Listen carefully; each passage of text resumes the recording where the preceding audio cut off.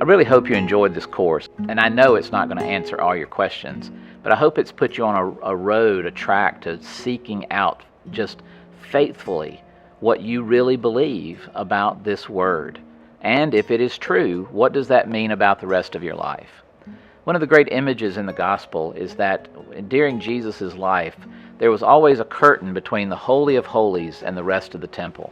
There was a special place that only certain people could go, certain men could go at certain times. And you may be a priest your whole life and only go one time into the Holy of Holies. In the Gospels, it talks about how at the crucifixion, at the death of Jesus, that veil was torn between the Holy of Holies and the rest of the temple. There was no more division. God wasn't trying to hide behind a big curtain. God wanted you to know Him, and He wanted to fully know you. That's the promise of what it means to read this Word and to be in relationship with Jesus. Now, my whole life, and some of you will remember when this first came out, WWJD, What Would Jesus Do?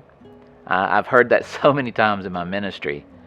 And as I would try to answer that at certain points, what I realized is that no matter what I would tell them, that what they really needed to do was to actually look at what Jesus said and did. That's how you know what Jesus would do, is by looking at what He did, by knowing that story. But this isn't another time of book learning, as my grandfather used to say. This is about personal relationship. And one of the things that we're doing here at JourneyWise is helping individuals walk daily with Jesus. We have a program called Life Along the Way.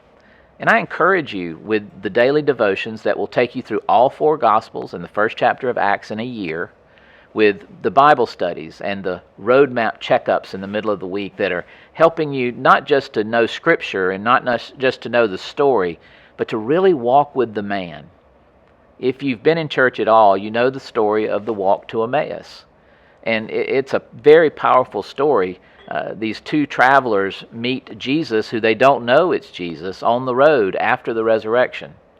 And in the conversation, Jesus says, why are you here? And they said, because of all the trouble that's just happened. And he said, what trouble? And they said, you haven't heard about what happened to this man, Jesus of Nazareth?